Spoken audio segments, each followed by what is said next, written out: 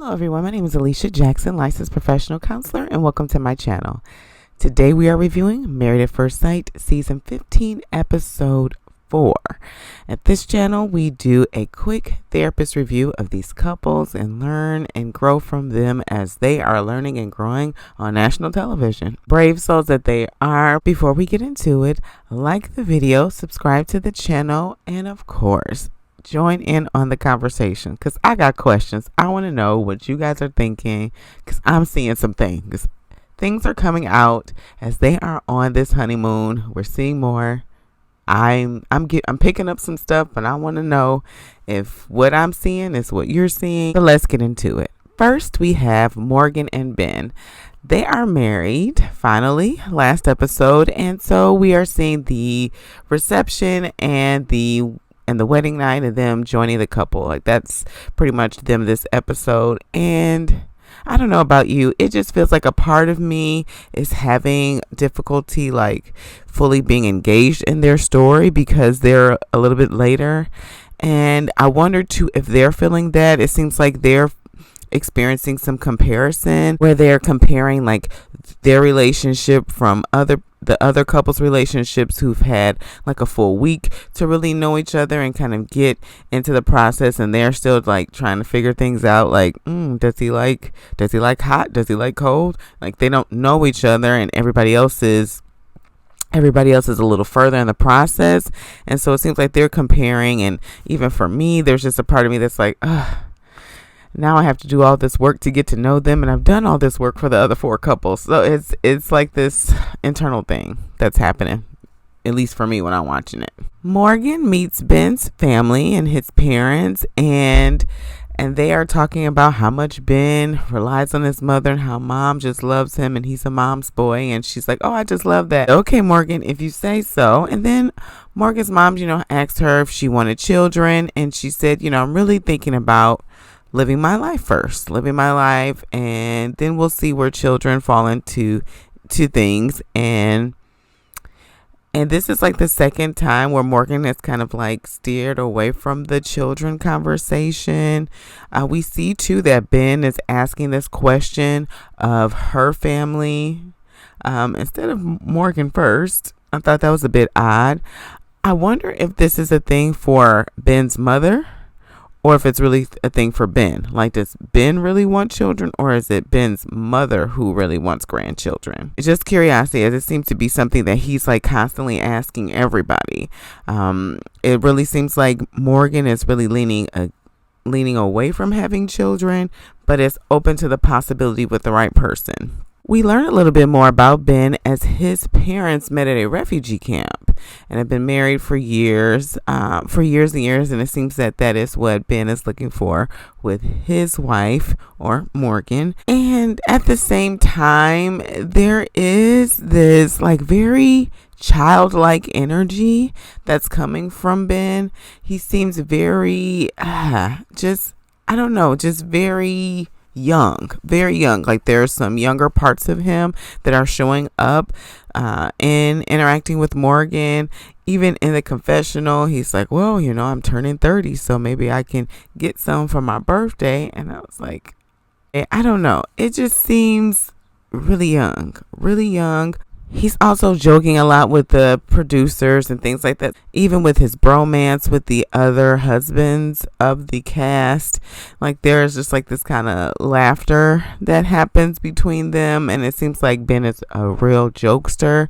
I wonder how that's going to play with Morgan. We see in the episodes to come. I try not to give the editing of the previews a lot of weight because they will give us, a lot of false, drama that's supposed to happen, and then we watch and it's like, oh, okay, it wasn't as bad as you made it to seem. So we'll see what happens with Ben and Morgan, but it just seems like he's very, very jokey, very young, kind of childlike. I wonder if he takes anything else seriously other than finances in relationships. That joking nature may get him in some weird spaces in his relationship with Morgan. It was really cute to see how Morgan surprised Ben with cupcakes on his birthday. That was really cute, and Morgan seems to be really attracted to Ben, so that's a really great step in the right direction. And again, Ben was like very jokey about whether him and Morgan consummated their marriage on the wedding night, and so we'll see. They finally reunited with all the couples in Mexico, and again they're experiencing some like, oh, look at them, they have this chemistry and we're still trying to figure it out. So that's happening, surrounding their relationship. And so I wonder what they may do to help catapult that, right? If there's something that they may feel instinctively like, oh, we need to do X, Y, and Z in order to catch up, or if they're going to allow their journey to play out. Like, COVID happened, Ben had COVID, so just allow your journey to be different than others, or if the comparison thing is going to be a trap for them and going to maybe sabotage their relationship to where potentially there's some hiccups that may come because they're trying to force the chemistry or force the connection before it's ready to really blossom and bloom. We shall see. Next, we have Sasha and Nate. And so last that we saw them, they were saving water, thinking about the planet, and they showered together and things got, really intimate with them. And at the same time, Sasha stating that she really wants their first sexual encounter to be something that is not just physical, but also that they have an emotional connection as well there, because the physical connection is there. It's already there, but she wants the emotional connection to be present. And so Nate is along for the ride, but he is stating that he feels like things are going to happen before the honeymoon ends. So as an activity, Nate and Sasha go on the ATV rides, and she is using this as a test to see if Nate is going to be attentive to her while on the rides, or if he's going to be so into it that she kind of gets lost in the sauce. You see her kind of doing these things where she's trying to really like vie for his attention. She's like, oh my goodness, like, how do you put this helmet on? And like using these sounds to try to like get his attention, like, oh, I'm in distress, I need your help, to see if he's going to attend to her. He misses all of this. He misses all of it, and he is thoroughly into it. He's taking video of himself, and he's into it, and regrets the fact that he couldn't go as fast because I guess Sasha was going too slow for him. I see that there's like this little girl in Sasha, this part of her that really wants to be nurtured, wants to be taken care of emotionally. I wonder if Nate has that. I wonder if that's something that he has within him. He said, well, it's not going to happen just like right off the bat. This is where like his independence is kind of showing up for them and their relationship. And so him being mindful and thinking about another person, it's going to take some time. And at the same time, I'm wondering too if there's a difference between being independent and like, remembering like, I have this other person that I have to be mindful of, versus having it in your heart, like having that person in your heart to know like, I care about this person and I want to make sure they're okay, right? That's what Stasha's looking for. It doesn't seem like Nate's there. Nate's there in the process, and so that's a bit unsettling for me. I wonder if Nate's ever seen. I wonder if he's ever seen someone be emotionally attentive to someone and care for and protect someone in a way that's not just financial, that's not just looking out for their physical being, but also looking out for their emotional being. And I'm wondering if he has that within him, and if he's open to learning that skill, because it's definitely something that Sasha's looking for in her husband. So was it just me? Like, Nate did this thing where Sasha's getting ready. Now, mind you, taking an hour and a half to 2 hours to get ready, that's a bit much. And at the same time, putting her on blast on TV, I was like, I don't know about that. Like, there was a part of me that was a little annoyed, and I'm wondering for him if it's just coming from a space of jokey, but it seemed to have just like a little hint of like, is this going to be a problem? Are you not going to get ready in a timely manner? Like, is this going to be an issue moving forward in our relationship? And doing that at the same, like, I wonder how he's going to handle conflict. Like, there's some signs, like not being emotionally attentive, not knowing how to really handle conflict, or in a way that's like protecting your wife instead of joking about it on national television and kind of doing like a dig and a passive aggressive like moment. It's giving me pause. What are your thoughts? I want to know what you guys think about that moment, or what you're thinking about Nate and where he is mentally and emotionally in this process with Sasha. Do you feel like he's present? Do you feel like this is for him? Do you feel like this is more about social media? Do you feel like he's really in this? That's the question I have. So Sasha and Nate are having their dinner together, and I was just talking to Nate about her mother's impression of him and how she was really pleased with Nate, and at the same time she had concerns about the bankruptcy and the business, which I knew Sasha would have some concerns about, as she is a very fiscally responsible person. And she did bring up the post-nup. He's saying that he was offended by it because he felt like she didn't trust him. And he was also able to understand practically that they've only known each other for 3 days, right? There's no way that trust can be made in 3 days because of her financial status. She has multiple properties, and she's worked this hard to really be financially independent, and that's a part of how she protects herself. That's a part of how she feels safe. This post-nup is how she's protecting herself. It's truly how she's protecting herself, and I'm curious about how Nate is going to mull this over and in their relationship, and if this is going to be something that they revisit maybe 3 to 4 or 5 years down the line after things go well, hopefully, right? They're still married, that maybe this is something that Sasha will revisit if she has developed that trust. This is a unique experience. They are getting married at first sight, and she has gained all of this. She's gained all of this financial independence. She wants to maintain it. And so this is how she's protecting herself and feeling like this is the best thing to do for her. And then I guess on the other side, Sasha wants to have a child in a year. And Nate is like, oh, maybe 2 to 3 years. There is this age gap. And so she's in it when it comes to having a child. And at the same time, she's like, financially, though, we need to be separate. And so I feel like that's going to be something that they'll be able to navigate around, the timeline for children, because she's older. It's something that Nate is going to have to take into consideration. And also the fact that Nate's younger, because forcing someone, I won't say forcing, but making someone maybe become a father before they're ready, or a parent before they're ready, can cause a lot of issues when it comes to parenting. Parenting is a wonderful experience, and at the same time it is a very difficult and challenging experience, and it requires a lot. Can I say a lot?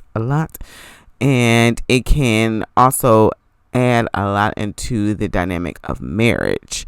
Now, they're getting married at first sight, so I would recommend that they take as much time as they need to get to know each other and build a foundation for their relationship, because they just met each other, and that's going to take some while. They don't have the 2 to 3 years before marriage, that most couples have. So they're going to need time to build that foundation.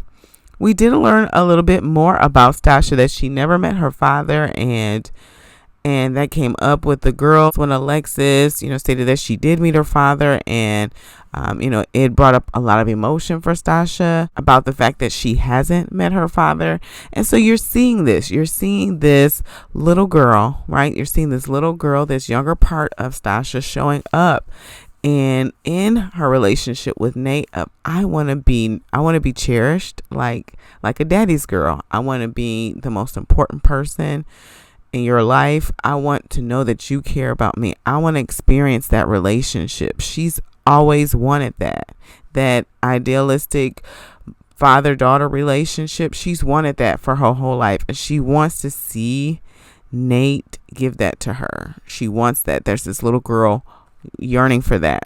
And so we shall see if Nate is up to the challenge. We'll see if Nate is up to the challenge of providing that for her. If she doesn't get it, this will be an activating force in their relationship if that little girl within her is not nurtured and cherished by Nate. Next, we have Lindy and Miguel.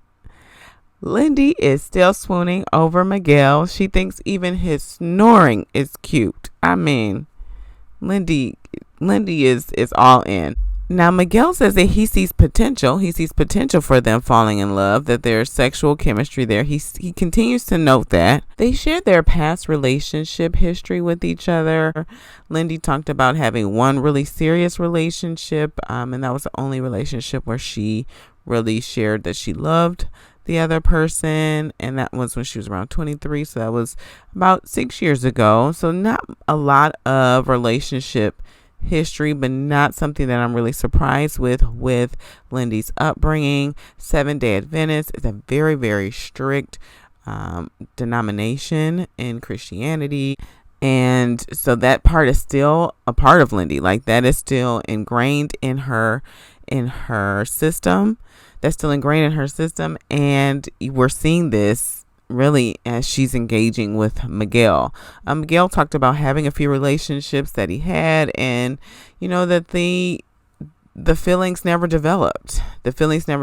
And he needs a feeling. He needs a feeling in order to be in love and commit to someone. And this scares Lindy. This really does, because her idea of a relationship is a choice. Love is a choice. And she's right. Love is a choice. And from his view, love is a feeling. And we've seen this. We've seen this from seasons and seasons where people are waiting on this feeling. I feel like this is something that Miguel is using to protect himself in relationships, and giving himself a way out. And we learn more about Miguel and his relationship with his mother later on in the episode. They also have a conversation about sex, and Lindy is saying that it's a big deal for her to consummate her marriage and her upbringing. It's a really big deal, and for him, it's just like, and it's also an expression of like your care for someone. And then he kind of begins to joke a little bit about the seriousness of the consummation for her. And she laughs it off, saying like, oh, you just made like a sacrilegious joke. This is an example to me of like the experts making like a very kind of like shallow match. Meaning, okay, so Lindy was in Seventh-day Adventist, and now she's not religious anymore. So we can just match her with someone who's not religious. Yes, and also someone who can understand or has like maybe an understanding of a religious background and upbringing, and how much it impacts a person. It really impacts a person, becomes a part of who they are and how they navigate life. And so Miguel doesn't really have a grasp or understanding of it. He's more of a logical mindset of things. He operates from a space of logic. He's coming to her from a place of logic, of his logical mind, saying, well, yeah, sex is also just an expression, right, of physical intimacy. God's not going to come down and look at us and have, while we're having sex, and be pleased. For her, that can come off as really insulting. Really insulting of her experience, as that is not how she has been socialized. That is not what she believes to her core, and it's something that's important to her. And so he's going to have to value that. He's going to have to value her beliefs in order to value her. And that seems to be a miss. I really like this couple, but this episode, I'm like, oh no. So Lindy is scared. There's definitely a part of her that is scared about the fact that he's saying, I need a feeling. I need a feeling in order to feel like I'm in love with you. And that is giving her some pause, and her protectors are coming up. We see this in this conversation at the dinner table where they're sharing their stories with each other. We learn about Miguel having this experience where he wasn't really received by his peers because he was Puerto Rican but was not Spanish speaking and was rejected, and he turned inward and turned to like more fantasy world and video games, and that was how he coped with not being socially accepted. And also about how he felt abandoned by his mother because she had schizophrenia, and his teenage self felt very upset, rightfully so, about this, and not really understanding from a logical place. And that takes time through adulthood where you logically understand, like, oh, my mother was really struggling and suffering. She was not okay. And you can see where there was a part of him that, even though he was upset with his mother, there was a part of him that wanted to understand why she left. Like, why would my mother leave? And it drew him to the neuroscience background. Like, that was him really trying to understand that. You even see us therapists, we're drawn to a field that helps us to understand people, to really deal with even the hurt that we've experienced in our life. And that's why it's so important for us to have therapists, so that we can heal from our hurt, so our hurt doesn't get in the way of the work that we do with our clients. But we see where there is this part of Miguel that he's leaning toward the logical mind, and the emotional mind that I was really looking for and expecting from Miguel isn't really coming to the forefront, not in this relationship with Lindy. He's really leaning toward his logical mind in these spaces with connecting with her. She talked about how her father filed for divorce with her mother, and how, she realized that was just the best for them. And she's really coming from a space to where she's wanting to have a healthy relationship where arguing is okay. And she's saying that having this conversation too about their upbringing is making her feel more safe and more vulnerable with Miguel. And you notice too that Lindy is not mixing her words. Like, she's using, there's a part of her that's like, I'm not going to make any assumptions about how you feel in this experience. This is how I'm feeling in this experience. I'm feeling close to you by sharing our stories with each other, and I don't know if that's how you're feeling. It's a way that she's protecting herself by saying, I'm not going to assume just because I'm feeling closer to you that you're also feeling that way. And rightfully so. And she talked about it, like feeling this hedge of protection around her, that it is falling, and she's like, oh no, it's falling, and I'm really falling for this guy, but I'm also keeping this hedge of protection around me because Miguel has different thoughts about relationships, and he is slow to communicate. He's slow to communicate how he's feeling towards her. He'll say, oh yeah, me too. I'm feeling like close in this moment with you, but not really giving her a lot to go on as they're moving together in this relationship. So that's going to be a lot for Lindy to deal with, especially since she has this part that is a little bit more frantic, and there's a part of her that lives in her head where she tends to overthink things. And so he's using his logical mind to navigate the situation, and maybe because there are times where he used his feelings, and that really led to him being hurt. As we see, there's this mother who left him, and then he had this tendency to be with women who were not faithful to him. And then how he protected himself from that was not allowing himself to feel anything, or cutting off his feelings completely in relationships so that now I'm going to use this. Now I'm going to use this saying, hey, I don't feel anything. I don't feel anything, and I'm not going to make this connection. I'm not saying that if you don't feel a connection, then you're supposed to force it. That's not what I'm saying. I'm saying that I see this as something that Miguel is potentially using as a way to protect himself from getting in a situation with a woman who is not going to be faithful and true to him, like he's experienced time and time and time again. Speaking of feelings, next we have Alexis and Justin. They are horseback riding on the beach. I mean, is this a romantic movie or what? Her neck is she's going to need a neck brace because they just keep kissing, and she's like, my neck. My neck, Justin, my neck is going to get stuck like this. Justin is head over heels for Alexis. We know this. This has been 4 episodes of this, right? And she is in a space too where she's starting to feel stuff and it's scaring her. She stated that the way she protected herself, she has this part of her that tries to play cool, tries to control her emotions, shuts them down, right? And Justin is in a space where he is all in. He throws caution to the wind. He throws caution to the wind, and he's like, I'm completely in. He's loving from a space where he's loving from the space as though he's never been hurt before. And that's beautiful to see. It really is. On the other side of the coin, Justin is really, truly romanticizing this experience. They've known each other for 3 days. They've known each other for 3 days. And Alexis she's a charming young lady. She's very, very charming. And he is excited about her. So he has jumped in. He's jumped in. All 6 feet and 8 inches of him have jumped in with only the information he's known about Alexis in the 3 days that they've known each other. And maybe he's seen enough, but there's also a part of me that's saying, oh, what if there's some other things that you haven't seen that you might need to also take into consideration?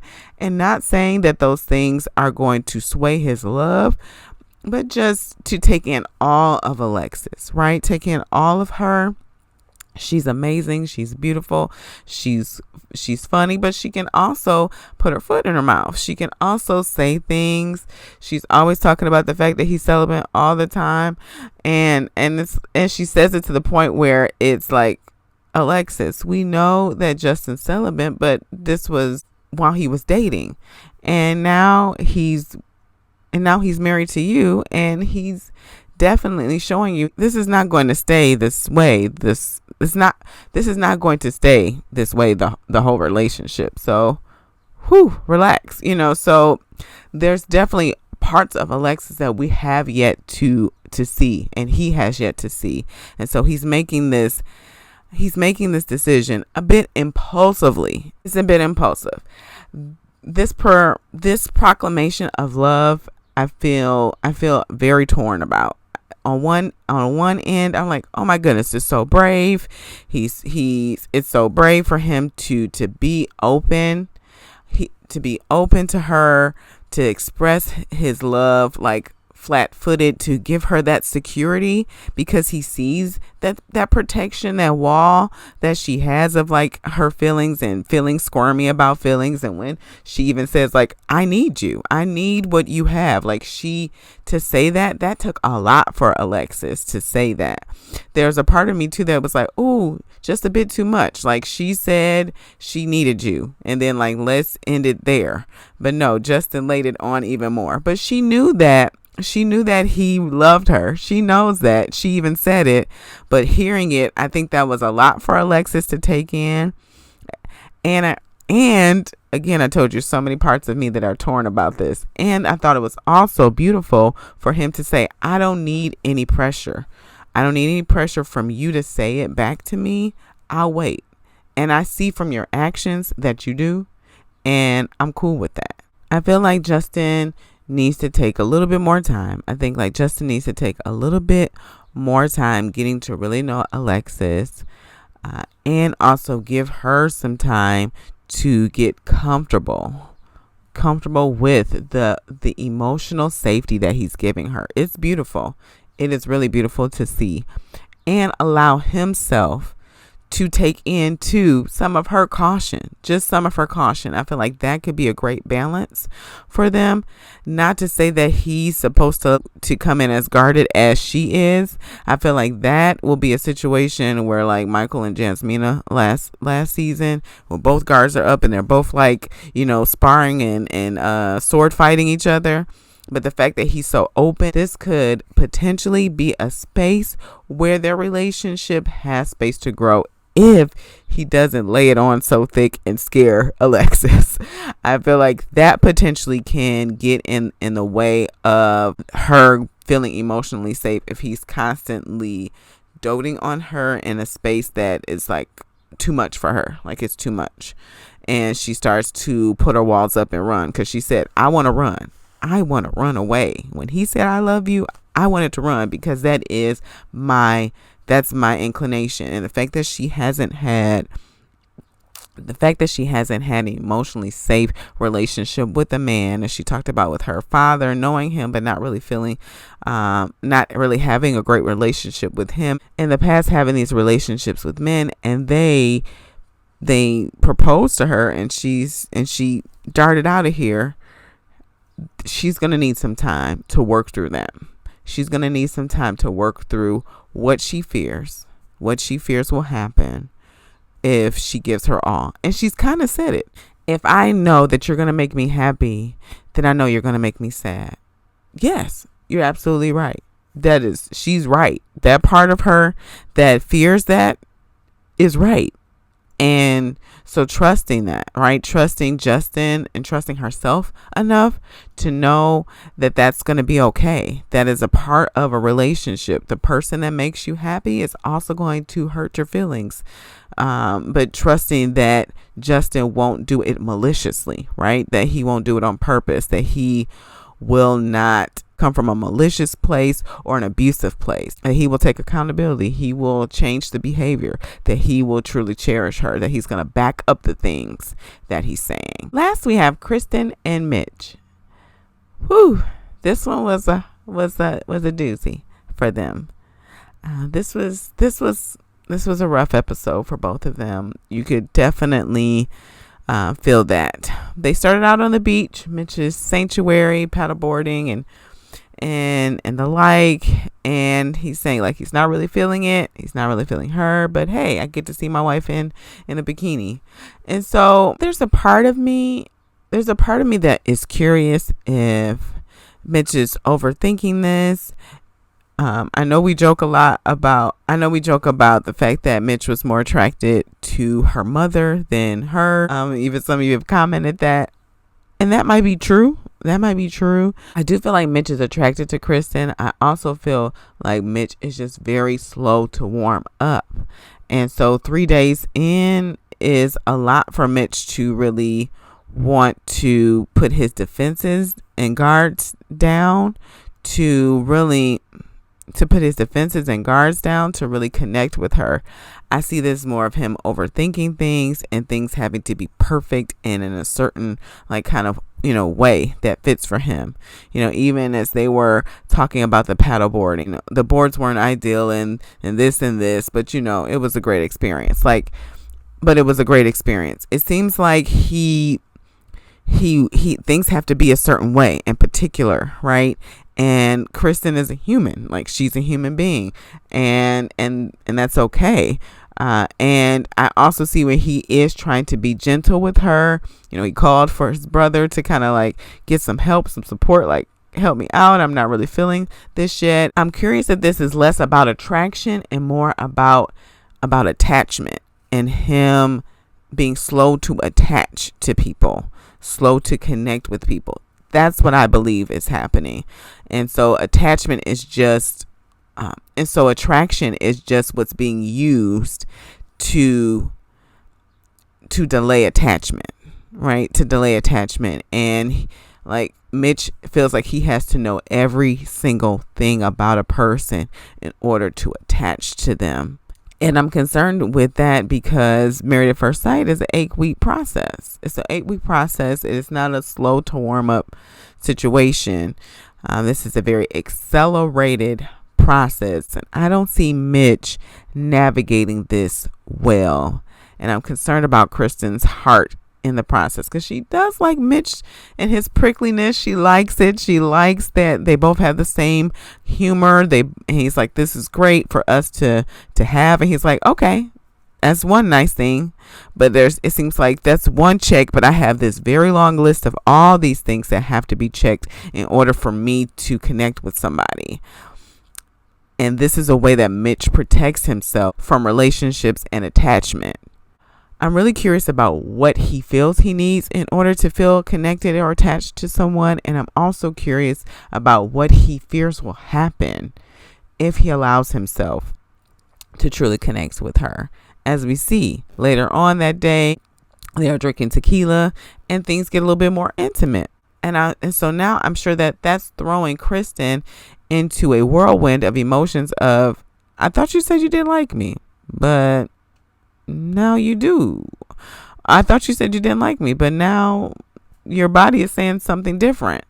And how that's really impacting her. Kristen is definitely even navigating the situation from a very logical place, and a place that's not like taking away the experience of everybody. She's told the girls like, hey, I don't want to talk about this in front of everyone. I want to talk about this, maybe when it's just us girls. And so they're seeing that something's happening with her, but she's also just wanting to be mindful of everyone else's feelings. She has this part of her that's doing that. And that's sweet. You even see that even with Mitch, like she's honoring how difficult it is for Mitch to communicate this to her. And she's also being mindful of her feelings, like saying, I'm not going to ask any more questions or details about your lack of attraction to me, or try to prove the fact that I am attractive to you, because I know that I am, because I want to spare my feelings.